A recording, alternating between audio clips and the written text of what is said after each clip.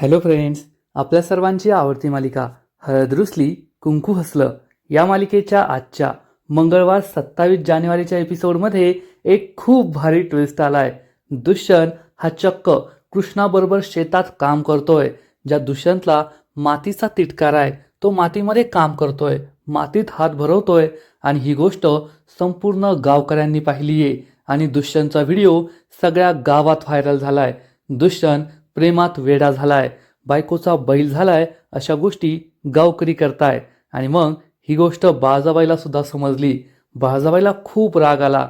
पूजाला सुद्धा ही गोष्ट समजली आणि बाळजाबाई ही दुष्यंतला मनवायला आली. दुष्यंतला तिने समजावून सांगितलं, ज्या मुलीसाठी तू हे सगळं करतोय तिला जर त्याची किंमत नाहीये तर हे सगळं तू कशासाठी करतोय, हे सगळं तू करू नकोस. पण दुष्यंत हा बाळजाबाईला ठासून म्हणाला, आता जोपर्यंत मी तुझ्या सुनेला घरी घेऊन येत नाही ना तोपर्यंत मी सुद्धा घरी येणार नाही. त्यामुळे बाळजाबाईचा नाईलाज झाला आणि दुष्यंत हा चक्क कृष्णाच्या घरी पोहोचलाय आणि तो आता कृष्णाच्याच घरी राहणारे, कृष्णाला मनवणारे. मग कृष्णा ही ऐकणार का, ती आपल्या घरी दुष्यंतच्या घरी परत येणार का, हे जाणून घेण्यासाठी हा व्हिडिओ शेवटपर्यंत नक्की पहा. तर फ्रेंड्स, आजच्या एपिसोडच्या सुरुवातीलाच कृष्णा ही दुष्यंतला विचारते, तुम्ही तुमचं पूजाबरोबरचं नातं का मोडलं, का ते पुढं नेलं नाही.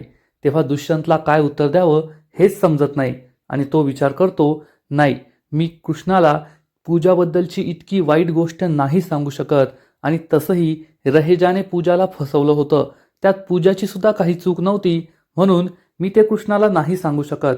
तर कृष्णा मनात विचार करते, दुष्यंत सरकार, मला माहिती आहे तुमच्याकडे या प्रश्नाचं उत्तर नाहीये, कारण तुमचं खरं प्रेम फक्त पूजावर आहे आणि तुमचा आणि तिचा संसार व्हावा हेच योग्य आहे. असा विचार करून कृष्णा तेथून जाऊ लागते. तर दुष्यंत तिला थांबवतो आणि म्हणतो, कृष्णा, माझ्याकडे योग्य कारण आहे, परंतु ते कारण मी तुला आत्ता नाही सांगू शकत. पण ते कारण सांगण्यासारखं सुद्धा नाहीये. मी आणि पूजा, आमच्या दोघांचं नातं आपल्या लग्नाआधीच मोडलं होतं आणि आता फक्त माझ्या मनात तू आहेस आणि मी फक्त तुझ्यावरच प्रेम करतो. कृष्णा दुष्यंतला विचारते, मग जसं पूजाबद्दलचं तुमचं प्रेम कमी झालं तसं एक दिवस माझ्याबद्दलचं सुद्धा प्रेम तुमचं कमी होईल. त्यामुळे मला तुमच्या मनातून काढून टाका आणि फक्त पूजाचा विचार करा, पूजाशी लग्न करा आणि सुखाचा संसार करा. हे ऐकून दुष्यंतला खूप वाईट वाटतं. तर इकडे पूजा मात्र मस्त नट्टापट्टा करत असते, मेकअप करत असते.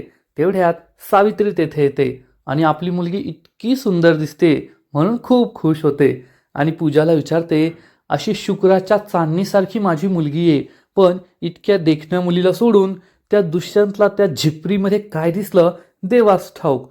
तर त्याच वेळेस पूजाला भक्तीचा कॉल येतो. पूजा भक्तीचा फोन उचलते. तर भक्ती तिला विचारते, पूजे, हे सगळं तुझं काय चाललंय. भक्ती विचारते, कशाबद्दल.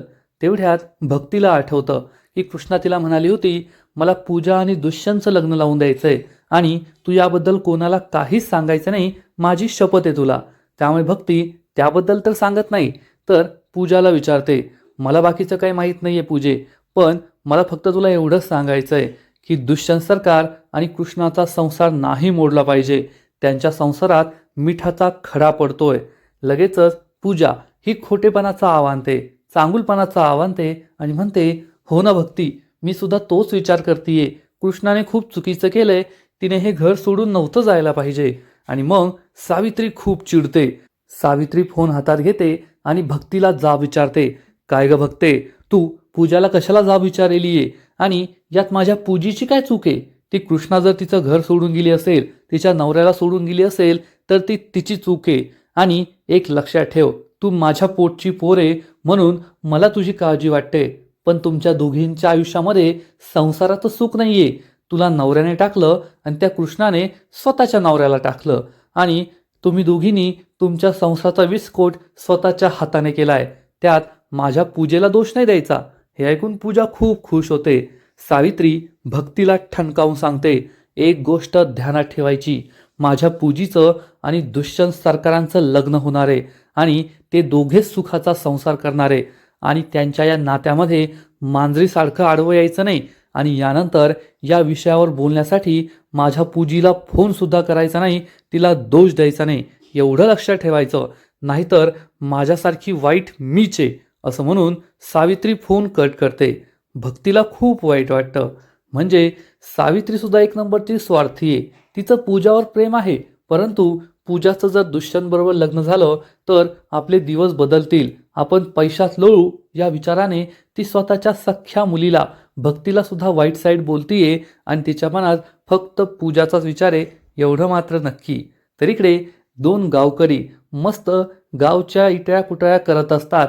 गावामध्ये तमाशा कसा झाला, आपण तिथे नाचताना पाहायला गेलतो ते कसं झालं, याची बायकोचं काय झालं, त्याच्या नवऱ्याचं काय झालं, अशा त्यांच्या गप्पा रंगलेल्या असतात.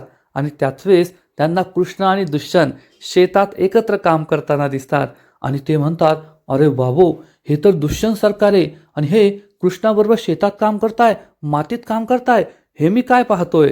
आणि लगेच जयकांत तेथे येतो आणि जयकांत सुद्धा हे दृश्य पाहतो की दुष्यंत हा चक्क शेतात कृष्णाबरोबर काम करतोय आणि त्याला जबर धक्काच बसतो. तर हे गावकरी बडबड करू लागतात, अरे हा प्रेमाचा मामला दिसतोय, प्रेमाच्या मामल्यामध्ये कितीही मोठा राजा असला ना तरी तो नोकराच्या सारखं काम करू लागतो. आणि हे दोघे एकमेकांना टाळ्या देतात आणि त्यांचं गॉसिप सुरू होतं की आता दुष्यंत सरकारांचं काही खरं नाही, त्यांना तर मातीचा तिटकारा होता तरीसुद्धा ते कृष्णीबाई येथे शेतात काम करायला आली आहे आणि एकमेकांना टाळ्या देऊन ते तेथून निघून जातात. पण जयकांत हा लगेचच चक्क बाळजाबाईला व्हिडिओ कॉल करतो. इकडे बाळजाबाई माधवला सांगते, माधव आज खूप आनंदाचा दिवस आहे, आज घरात काही गोडाधोडाचं कर. माधव हो म्हणतो आणि तयारीला लागतो. तेवढ्यात बाळजाबाईला जयकांतचा व्हिडिओ कॉल येतो. बाळजाबाई व्हिडिओ कॉल उचलते आणि विचारते, काय रे जयकांत, व्हिडिओ कॉल कशाला करतोय. तर जयकांत सांगतो, हो काकीसाहेब, येथे इतका मोठा मॅटर झालाय ना की तुम्हालाही धक्का बसेल. असं म्हणून तो बॅक कॅमेरा सुरू करतो आणि कृष्ण आणि दुष्यंत एकत्र गवताची पेढी बांधताय, दोघे एकत्र शेतात काम करताय हे बाळजाबाईला दाखवतो. हे पाहून बाळजाबाईच्या पायाखालची जमीनच सरकते. तिचा विश्वासच बसत नाही की आपला मातीचा तिटकारा असलेला लेक, ज्याने आजपर्यंत कधी शेतात पाय पण नाही ठेवला, तो चक्क या कृष्णापायी शेतातली कामं करतोय, खुरपणी करतोय, गवताची पेंढी बांधतोय. पण त्याच वेळेस आढळराव तेथे येतात आणि आढळरावांना सुद्धा हे दिसतं की दुष्यंत हा कृष्णाबरोबर शेतात काम करतोय. त्यामुळे आढळराव खूप खुश होतात आणि म्हणतात, अरे वा वा बाळजाबाई वा, खरंच तुमच्या सुनेनं तर चमत्कारच केला. फक्त दुष्यंतचा मातीचा तिटकारा नाही सोडवला, तर त्याला मातीत काम करायला सुद्धा शिकवलं. वा वा. हे ऐकून बाळजाबाई चांगलीच चिडते. तर इकडे दुष्यंत शेतात काम करून चांगलाच थकलेला असतो, कारण त्याने पहिल्यांदाच शेतात काम केलंय आणि हे उन्हात काम करणं त्याला काही सहन होत नाही. त्यामुळे तो खाली बसतो आणि त्याच वेळेस भक्ती ही पाणी प्यायला येते. परंतु पाणी प्यायच्या आधीच तिला दिसतं की दुष्यंत किती थकलाय, त्याला त्रास होतोय. त्यामुळे भक्तीला त्याची कीव येते आणि भक्ती दुष्यंतसाठी पाणी देते आणि म्हणते, घ्या पाणी. दुष्यंतला वाटतं की कृष्णाच आली आहे. तो पाहतो तर त्याला दिसतं की भक्तीने पाणी दिलंय. तो भक्तीच्या हातून पाणी घेतो, पोटभर पाणी पितो. त्यामुळे त्यालाही बरं वाटतं आणि म्हणतो, खरंच खूप तहान लागली होती. भक्ती त्याला विचारते, तुम्ही हे सगळं का करताय, तुम्हाला हे शेतात उन्हात काम करणं नाही जमत. त्या दुष्यंत म्हणतो, मी हे सगळं फक्त कृष्णासाठी करतोय. भक्ती त्याला विचारते, पण तुम्ही तुमच्या मनातलं कृष्णाला सांगितलं का. दुष्यंत म्हणतो, नाही, खूप प्रयत्न केला, पण ती काही माझं ऐकून घ्यायलाच तयार नाहीये. पण ठीक आहे ना, शेवटी माझी चूक झालीये. मी तिला एक महत्त्वाची गोष्ट सांगायला हवी होती, पण मी तिला ती सांगितली नाही, म्हणून ती माझ्यावर चिडली आहे. पण मी तिला नक्कीच म्हणवेल, ती ऐकेल माझं. तर भक्ती मनातल्या मनात विचार करते, नाही दुष्यंत सरकार, तुम्ही तिला काही सांगितलं नाही म्हणून ती नाही चिडली आहे, तर ती फक्त पूजासाठी तुम्हाला सोडण्याचा विचार करते. तुमचं आणि पूजाचं लग्न व्हावं असा विचार तिने केला आहे आणि माझे हातसुद्धा दगडाखाली आहेत. मी तिला मला नाही सांगू शकत की कृष्ण असं का वागतीये. दुष्यंत हा भक्तीला सांगतो, माझा पूर्ण विश्वास आहे, कृष्णा आत्ता माझ्यावर चिडली आहे, पण आज न उद्या तिचा राग निवळणार आणि नक्कीच ती माझ्याबरोबर घरी येणार. आमच्या दोघांचा संसार पुन्हा एकदा सुखाचा होणार. असं म्हणून दुष्यंत तिथून पुन्हा काम करायला निघून जातो. भक्तीला खूप वाईट वाटतं.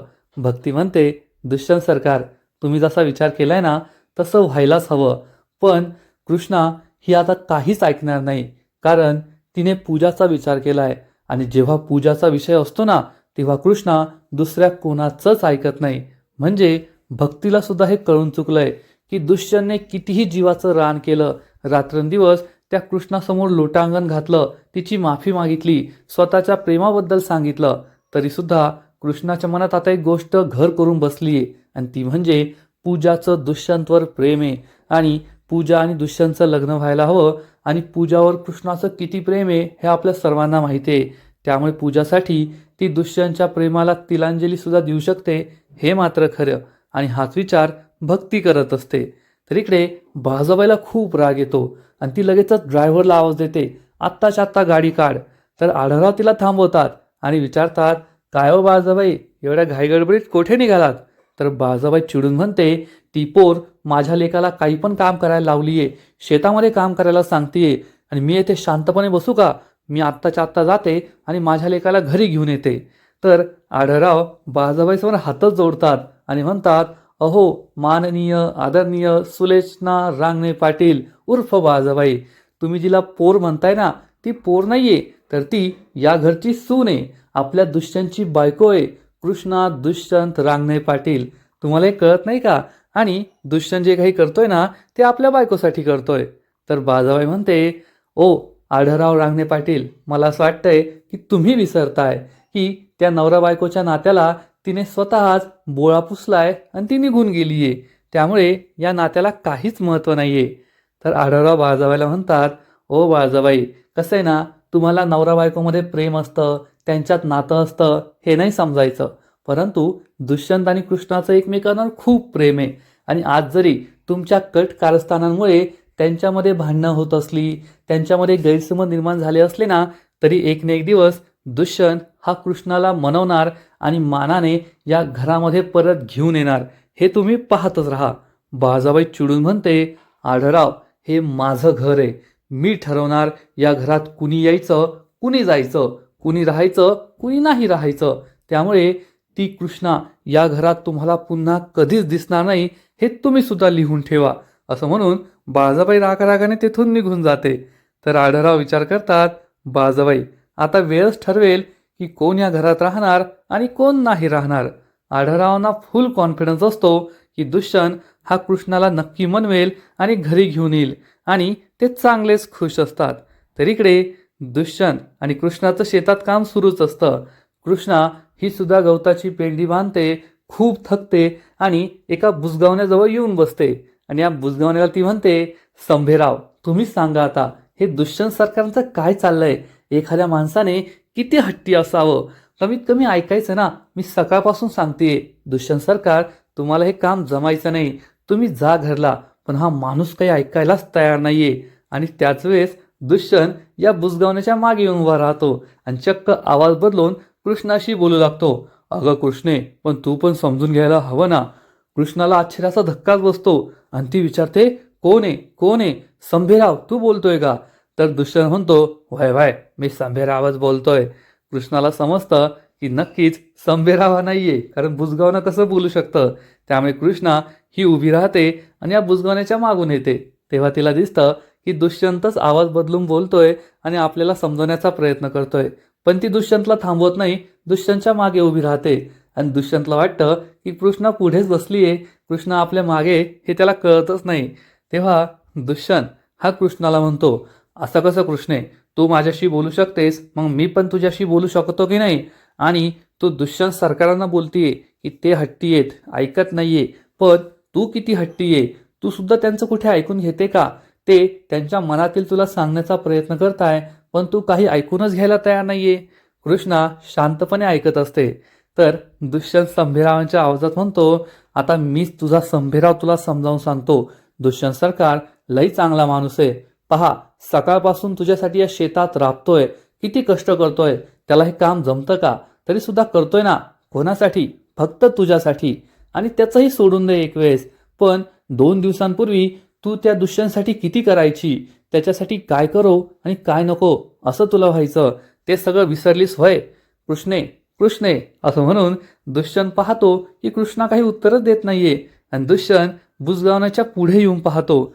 तर तेथे कृष्णा नसते आणि त्यामुळे दुष्यंतला धक्काच बसतो. तर इकडे कृष्णाला आठवतं की ती दुष्यंतबरोबर असं का वागतीये, कारण पूजाने तिला सांगितलंय की डी आणि माझं एकमेकांवर खूप प्रेम होतं आणि आम्ही आयुष्यभर एकत्र राहण्याच्या अनाभाका घेतल्या होत्या.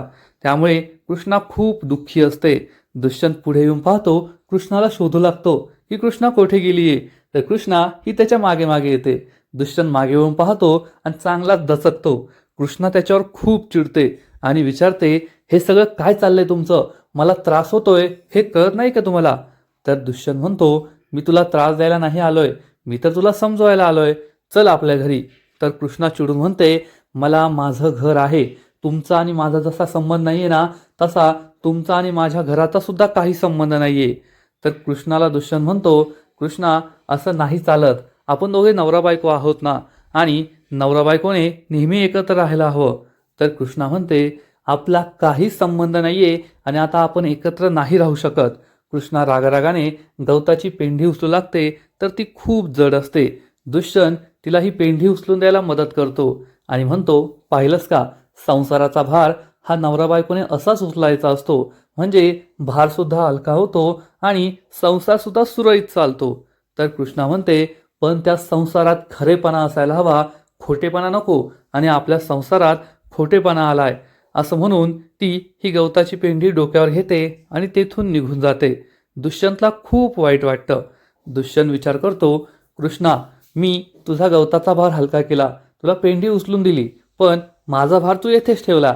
याचा अर्थ अजून सुद्धा तुला आपल्या नवरा बायकोच्या नात्याची जाणीव आहे की अर्धा भार मी उचलायचा आहे आणि मी हा भार उचलणार आणि तुझा भार सुद्धा कमी करणार.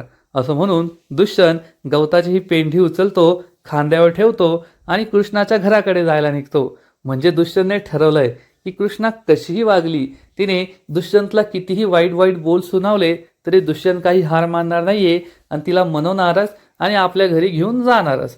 त्यामुळे हा सीन खूप भारी आहे, एवढं मात्र नक्की. तर इकडे पूजा मात्र तिच्या रूममध्ये एरझऱ्या मारतच असते आणि विचार करते, हा डी नेमका गेलाय कुठे? सकाळपासून दिसलाच नाहीये. त्या कृष्णीला मनवायला तर गेला नाही ना? तर दुसऱ्या क्षणी ती विचार करते, जाऊ दे, त्याने कृष्णीच्या कितीही मागे पुढे केलं ना तरी कृष्णा त्याला भावच देणार नाहीये, असं मी कृष्णाच्या मनात भरून आलीये. आणि ती खूप खुश होते. पण त्याच वेळेस जयकांत तेथे येतो. जयकांत हा पूजाला हाक मारतो, काय मेहुणीबाई, नाही नाही, काय न झालेल्या वहिनीबाई. पूजा खूप चिडते आणि विचारते, कशाला आलाय तू येथे? तर जयकांत म्हणतो, तुमच्यासाठीच आलोय, तुम्हाला एक खूप महत्वाची गोष्ट दाखवायची. पूजा चिडून म्हणते, गेट लॉस्ट, मला काहीच पाहायचं नाहीये, तू जा इथून. तर जयकांत म्हणतो, थांबा थांबा, थोडं पहा तरी, तुमच्याच फायद्याची गोष्ट आहे. असं म्हणून तो पूजाला चक्क दुष्यंत आणि कृष्णा शेतात एकटे काम करताय, एकत्र काम करताय त्याचा व्हिडिओ दाखवतो. आणि हा व्हिडिओ पाहून पूजाला जबर धक्काच बसतो आणि ती म्हणते, दी, तू हे काय काम करतोय? तर जयकांत म्हणतो, ओ मेहुणीबाई, तुम्ही इथे करत बसलाय डी डी आणि तिकडे दुष्यंत पेरतोय प्रेमाचं बी. त्यामुळे पूजा खूप चिडते. जयकांत तिला म्हणतो, आता तुमचं काही खरं नाही. कृष्णा जरी हे घर सोडून गेली असली ना तरी दुष्यंत तिच्या प्रेमात पार वेडा झालाय. मातीचा तिटकारा असलेला मुलगा मातीत काम करतोय, शेतात काम करतोय, त्यामुळे तुमचा काही चान्स नाहीये. हे ऐकून पूजा खूप चिडते आणि त्याच वेळेस मैनावती तेथे येते आणि रूमच्या बाहेर उभं राहून या दोघांचं बोलणं ऐकू लागते. जयकांत हा पूजाला म्हणतो, तुमची संधी अजून गेलेली नाहीये, चान्स गेलेला नाहीये, अजून सुद्धा हे घर तुमचं होऊ शकतं. पूजा जयकांतकडे आश्चर्याने पाहते. तर जयकांत म्हणतो, सांगतो, सगळं सांगतो. मी तुम्हाला एक ऑफर देतो, तुम्ही माझ्याशी लग्न करा, म्हणजे तुम्ही या घरची सून व्हाल आणि आयुष्यभर ऐशो आरामात राहाल. हे ऐकून पूजाला खूप राग येतो. तर इकडे मैनावतीच्या पायाखालची जमीनच सरकते की आपला लेक चक्क या सावित्रीच्या लेकीशी लग्न करायचं म्हणतोय, तिला लग्नाची मागणी घालतोय. तर पूजा चिडून म्हणते, तू आणि मी, आपण दोघांनी लग्न करायचं, चल निघ इथून, फुट. तर जयकांत म्हणतो, तुम्ही लई लवकर गरम होता, तुमच्या पर्सनॅलिटीला हे शोभत नाही, एवढं चिडायचं नसतं. माझी ऑफर खुली आहे, याचा विचार लवकर करायचा, नाहीतर वेळ निघून जाईल बरं का. लवकर विचार करायचा अतिप्रचंड वेगाने. असं म्हणून जयकांत तेथून निघून जातो.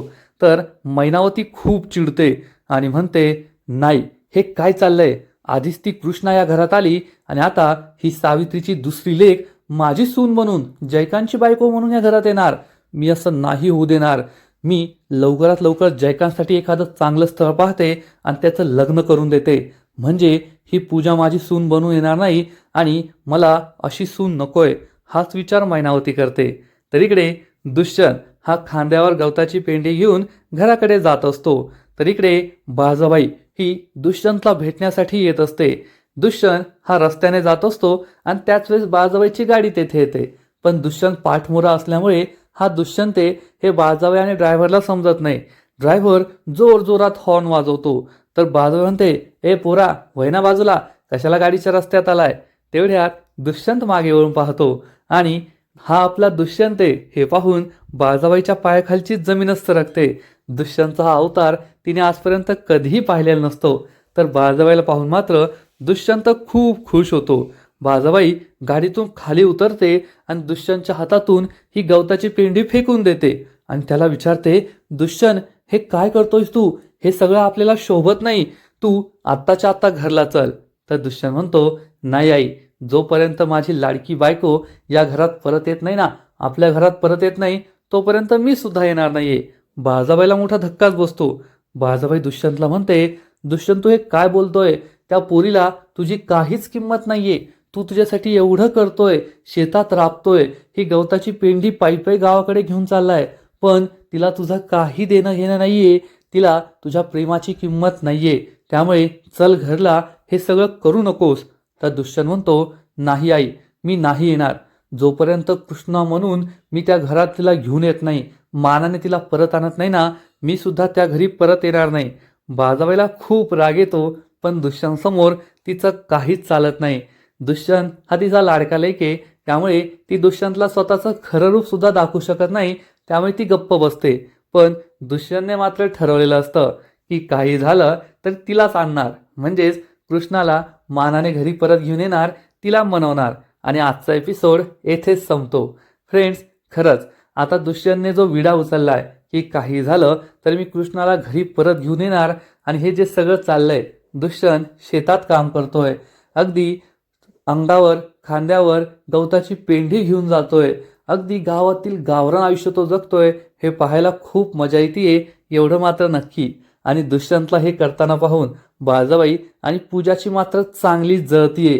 कारण कृष्णा जरी घर सोडून गेली असली ना, तरी दुष्यंत तिला घरी परत आणण्यात कोणतीच कसर सोडत नाहीये. आणि हे सगळं आढळरावांमुळे झालंय. आढळरावांनीच दुष्यंतला ही आयडिया दिली होती. आजचा एपिसोड तर भारी होता, पण या मालिकेचा पुढील एपिसोड आणखीन भारी असणार आहे. या मालिकेत आणखीन मोठा ट्विस्ट येणार आहे. मग नेमकं घडणार तरी काय? तर फ्रेंड्स, पुढील एपिसोडमध्ये आपण पाहू की दुष्यंत गवताची ही पेंडी घेऊन चक्क कृष्णाच्या घरी पोहोचणार, आणि दुष्यंत हा आपल्या घरपर्यंत आलाय, त्यामुळे कृष्णा त्याच्यावर खूप चिडेल आणि त्याला म्हणेल, ओ बुंगाट पाहुणं, तुम्ही येथे कशाला आलाय? तुम्ही माझ्या घरी यायचं नाही. मी तुमच्या घरी येते का? नाही ना, मग तुम्ही पण माझ्या घरी नाही यायचं. आणि हे ऐकून दुष्यंत खूप खुश होईल आणि म्हणेल, अरे वा कृष्णा, किती दिवसानंतर तुझ्या तोंडून बुंगाट पाहुणं ऐकलं, ऐकायला लय भारी वाटलं. तर कृष्णा आणखीनच चिडणार, येथे मी तुम्हाला काय सांगतेय आणि तुम्ही हे काय बोलताय? बुंगाट पाहुणं, तुम्ही आत्ताच्या आत्ता घरला जा. परंतु दुष्यंत त्यासाठी नकार देईल आणि म्हणेल, तू जर माझ्याबरोबर येत असशील ना, तर मी आत्ता घरी जाईल, आणि तू नसेल येत तर मी सुद्धा नाही येणार. आजपासून हेच माझं घर.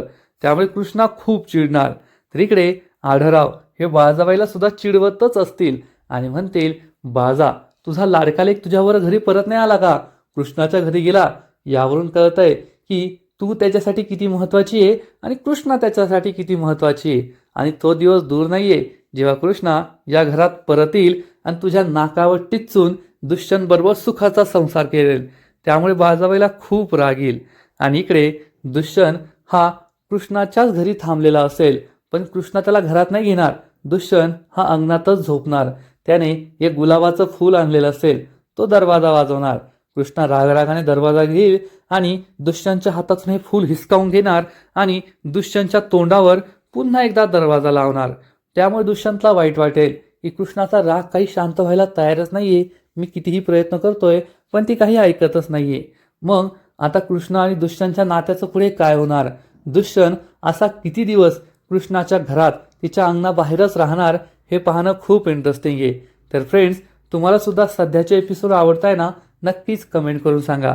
आणि हळद रुसली कुंकू हसलं या मालिकेचे असेच नवीन नवीन अपडेट्स सर्वात आधी जाणून घेण्यासाठी व्हिडिओला लाईक करा, शेअर करा, चॅनलला सबस्क्राईब करून बेल आयकॉनवर क्लिक करा. म्हणजे या मालिकेचे नवीन नवीन एपिसोड तुम्हाला सर्वात आधी पाहायला मिळतील. खूप खूप खूप धन्यवाद.